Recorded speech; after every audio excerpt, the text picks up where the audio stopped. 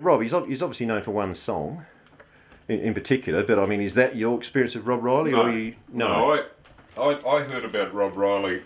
As a matter of fact, the first time I ever saw Rob Riley was at an Australian-made concert, which was at Adelaide Oval.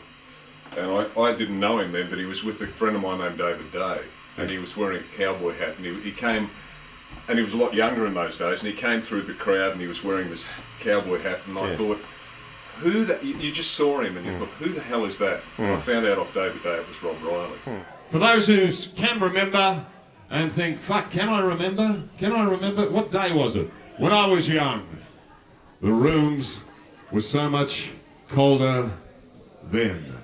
1, 2, 3, 4.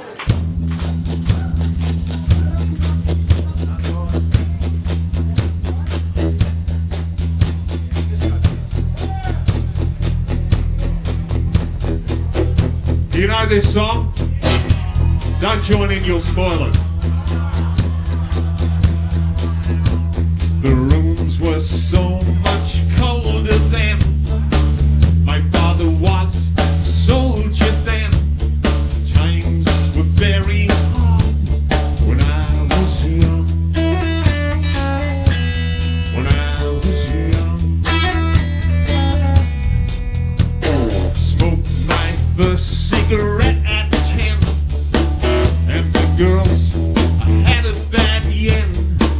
I had quite a ball when I was young. When I was young. When I was young,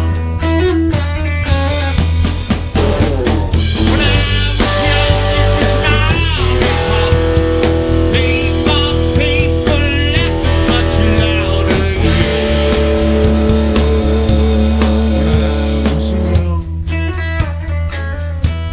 When I was young. Met my first love at 13. She was brown, I was pretty green. I learned quite a lot when I was young. When I was young.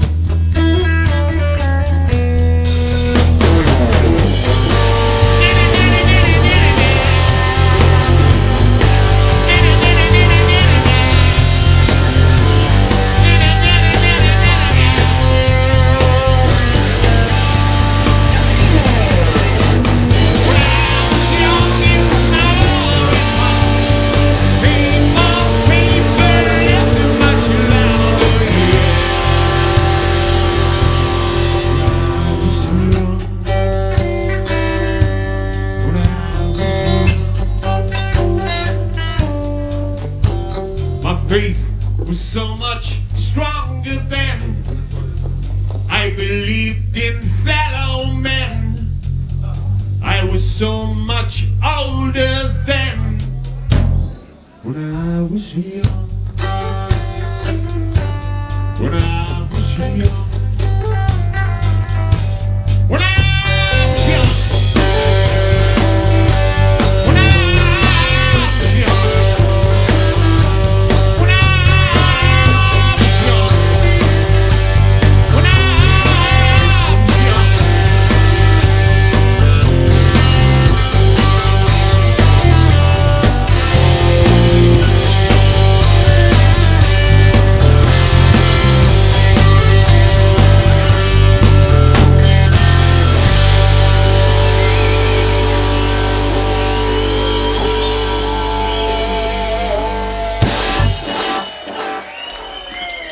Come on, you can make more noise than that, surely. Surely. Ladies and gentlemen, the King, Rob Riley, the King. These days he's drinking, he's fucking, he's jerking, but he's not working. He's always been in and out of Rose Tattoo. Yeah. And He doesn't really talk about it. Sorry? He doesn't really talk about it though. Is that because he's modest? He doesn't talk about Rose Tattoo. Not me, does he? Not with you. Really? Well, he does with me. Oh, okay. And which means right into it with him. I can't really talk about what he talks about because we talk about. He was here about a week ago. He had dinner here with us, and he was talking about Rose Tattoo, and he was talking about how they Really, he didn't talk to you about that. That's interesting. How they toured with Aerosmith and how Angry nearly caused a riot in Boston, I think it was, and I didn't realise they did 40 states with Aerosmith. We did about 4 or 6 weeks with them in Europe, and then 4 or 6 weeks with them in America, and we did ZZ Top, and in both Europe and America. So that was like 12 weeks.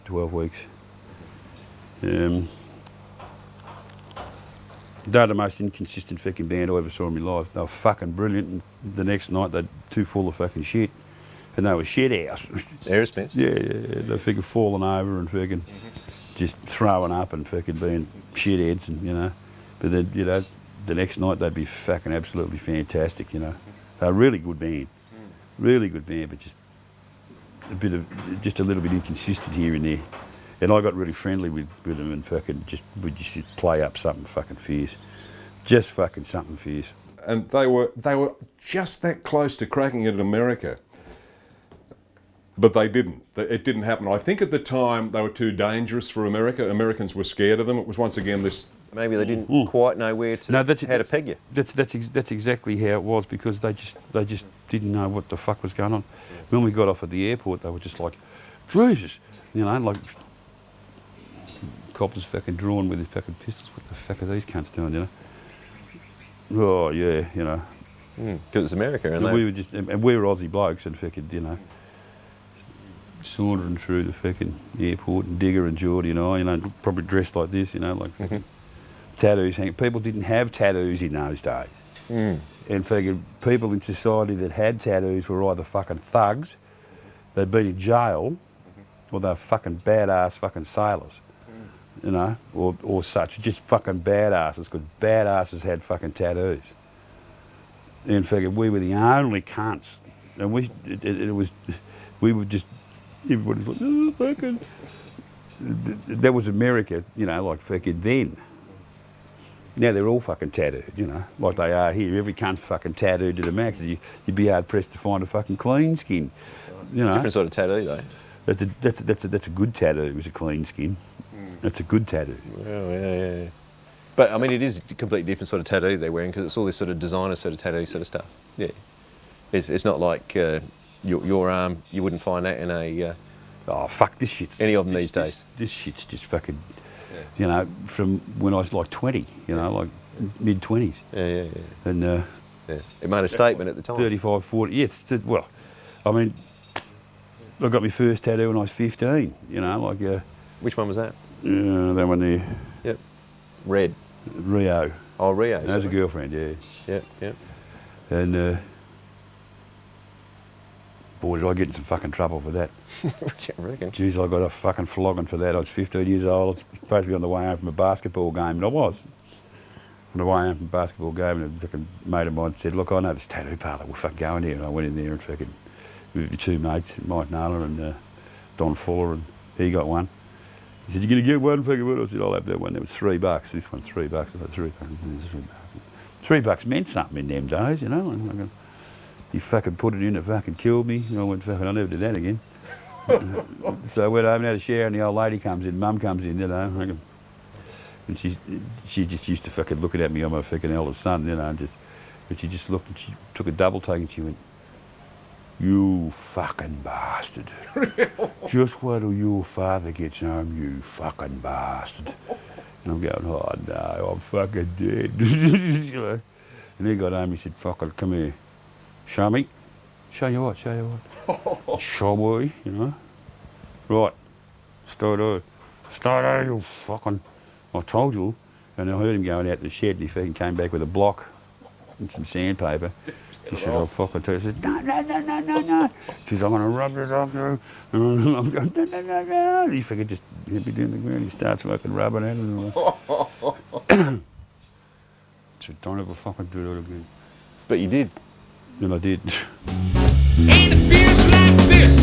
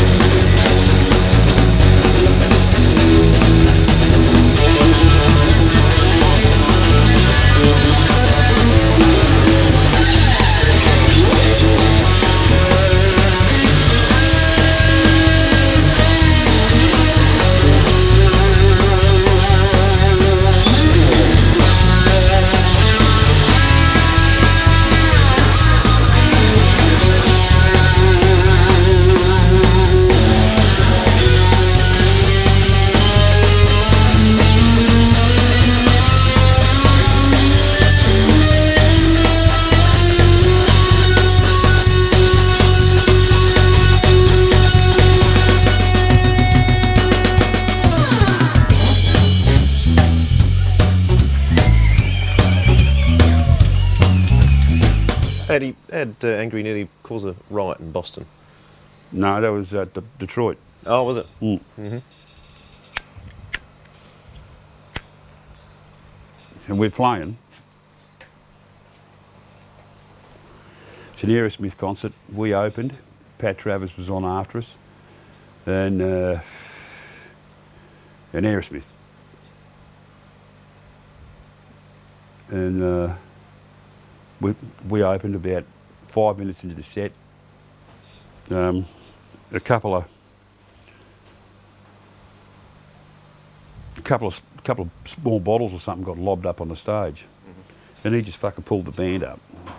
He just pulled the band up, and he fucking says, and he addresses the audience, like 20,000 people. Right? Now, look, where I come from, it's considered to be really bad manners to throw shit on stage while the band is playing.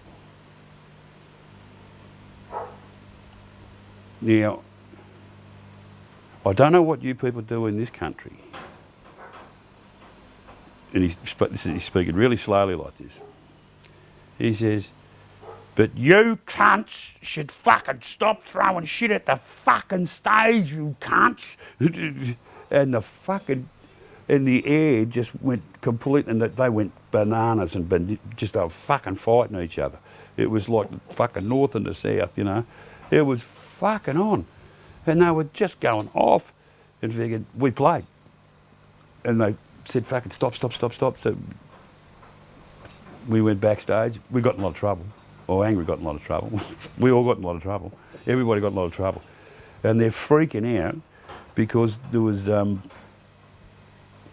whole bunch of, you know, like coppers and fucking and riot fucking things going. It was just absolutely fucking off its tits, and they thought they were going to have to shut the whole fucking event down.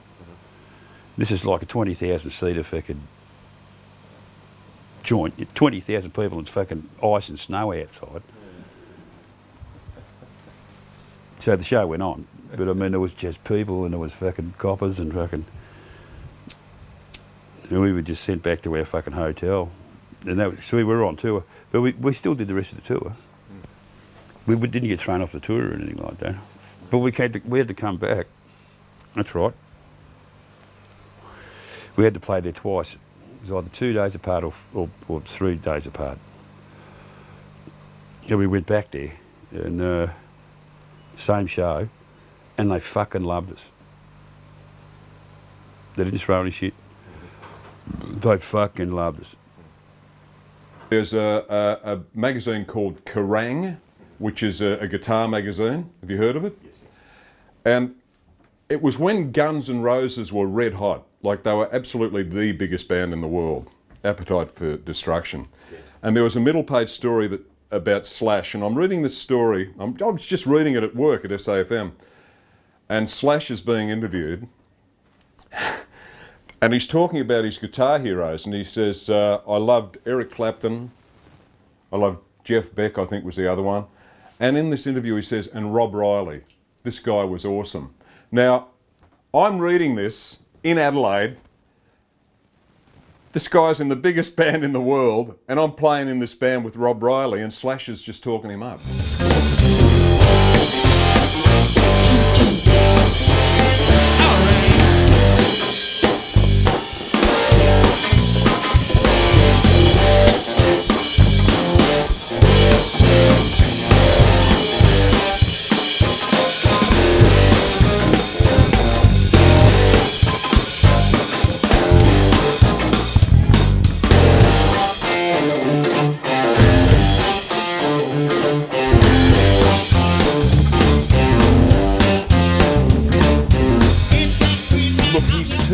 Much of an individual. Yeah. He doesn't fit a mould. People would try and, if anybody's trying to make him do what he doesn't want to do, he won't do it. He does it his way. That's what he does. There's probably a song in that. Yeah, I did it my way, or something like that. You could call it. Yeah, or I've done it Rob's way.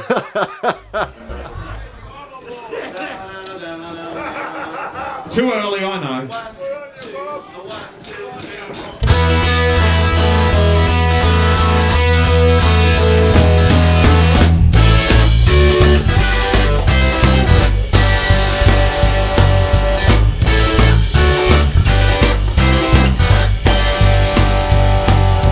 Hey, little girl, you got nothing to hide no more. You come running, you won't get past my door. Hush, yo!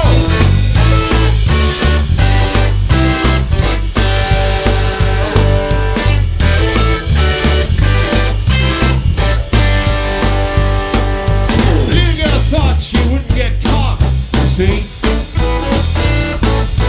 Thought she'd get away with rooting around on me for free.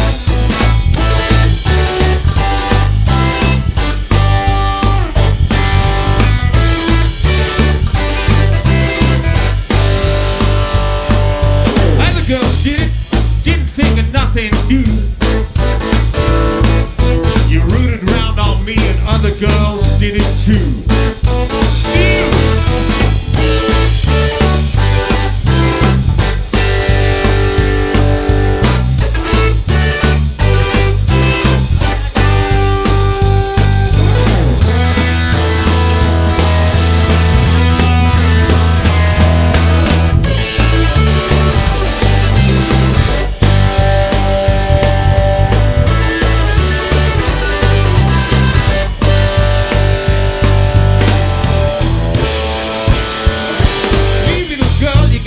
To hide no more. You come running, you won't get past my door. Watch out!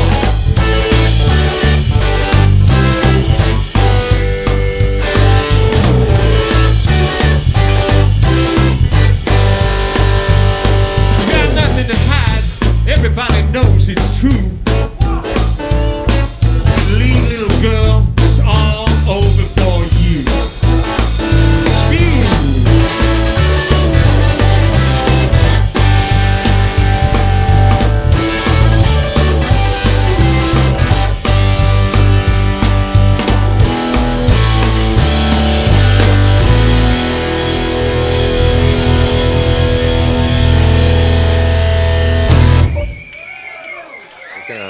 Just briefly Yeah. about the band that you did play in with Pembo. What was that band? When was it? John Pemberton's radio show band, Oh, yeah. the RS band, as as it was nicknamed.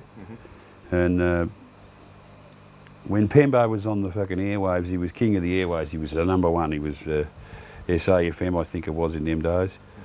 And he was the fucking number one jock, and he was fucking right into it. He was fucking playing in the band, and he was huge. He used to pull fucking huge crowds wherever he fucking went. And we, Cut it. eh? And he can cut it. He's good. Oh, it's great. He's great. He's Anyway. fantastic. And they were those 5 songs that we've got are selections by me of my favourite 5 songs of John's. They're all covers, of course, but of John's set, you know, like, I mean, because he really likes those old, early 60s kind of things.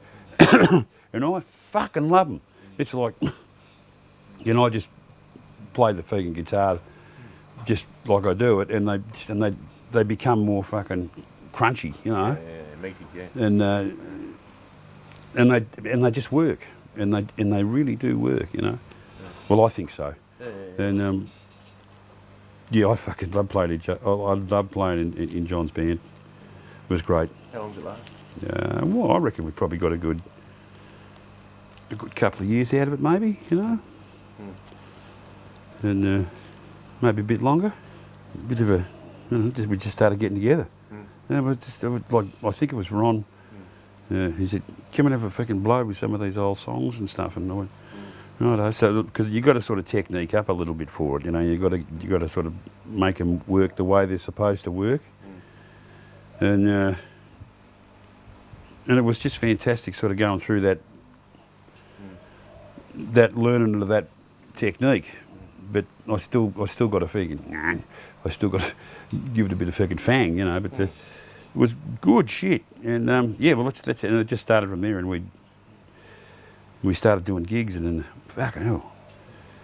I remember going down to Edithburgh one year. York Peninsula. No? York Peninsula. Right? Yeah. And just this one little pub. And it's just beach sand, and it's right down the heel part of the, right on the beach, and it's just this little pub, little tiny little pub, and this little shitbox fucking scaffolding fucking swings about in the breeze, stage out the back. Pembo had about fucking 2,500, 3,000 people descend on this because he was on the radio, you know. Yeah, come on, all you guys, you know. And they fucking, and he timed it up. It was huge. And he delivered. It was, but the pub ran out of piss, you know, about half a dozen times, and they had to get fucking piss sent in from everywhere, and all these all surfies and, you know, like people, you know, just all young crew just going off, and it was great. It was just, but I think there was 2 dunnies at the hotel, you know, and it was like fucking, you know, it was just massive.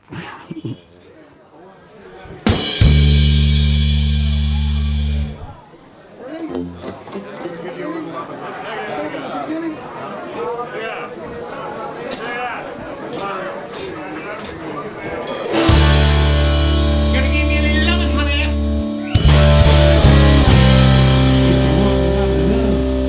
In return.